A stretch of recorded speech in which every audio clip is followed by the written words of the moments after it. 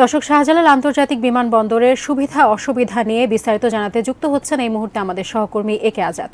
আজাদ, আপনি তো সকাল থেকে আছেন সেখানে, কিছুক্ষণ আগের খবরে আপনার সাথে যুক্ত হয়েছিলাম এবং আপনি শাহজালাল আন্তর্জাতিক বিমানবন্দরের সুবিধা অসুবিধার কথা জানাচ্ছিলেন। এই মুহূর্তে আর কোনো নতুন তথ্য আছে কিনা সার্বিক বিষয় আমাদেরকে জানাবেন।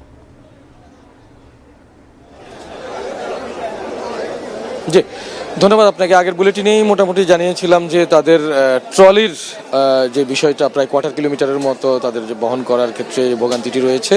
নির্ধারিত জাস্ট টার্মিনালের যে 1, 2 এই টার্মিনালগুলো রয়েছে, এই শেডের মধ্যেই তারা ট্রলি ব্যবহার করতে পারবেন। কিন্তু এর পরবর্তীতে যে তাদের মালপত্রগুলো নিয়ে যে তাদের যে বড় ধরনের একটা ভোগান্তি হয়, সেই জায়গাটির আসলে নিষ্কৃতি চান বিমানবন্দর কর্তৃপক্ষ। ইচ্ছে করলেই আসলে এই জায়গাটিতে কোনো না কোনোভাবে তারা একটা পদক্ষেপ নিতে পারেন, এরকমটি দাবি জানিয়েছেন, ব্যবস্থা নেওয়ার প্রস্তাব করেছেন, পরামর্শ দিয়েছেন রেমিটেন্স যোদ্ধা কিংবা যারা আমাদের এই বিমানবন্দর ব্যবহার করে চলাচল করে থাকেন তারা।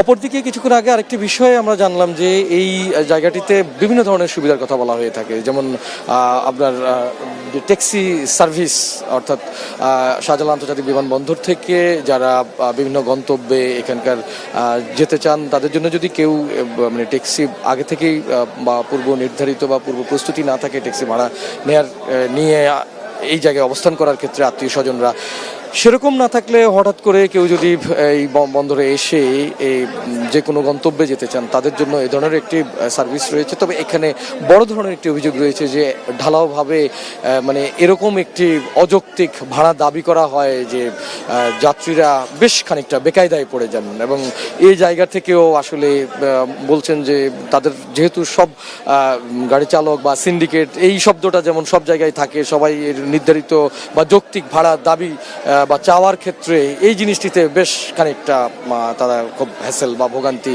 এরকম একটা সমস্যার ভিতর দিয়ে যান।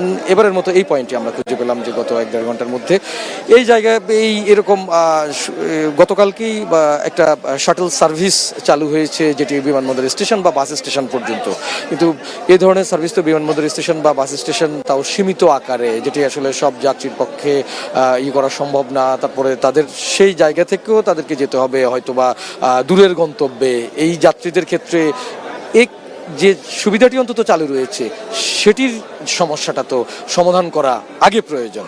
তো এখনকার মতো এই ছিল আমার কাছে সব শেষ।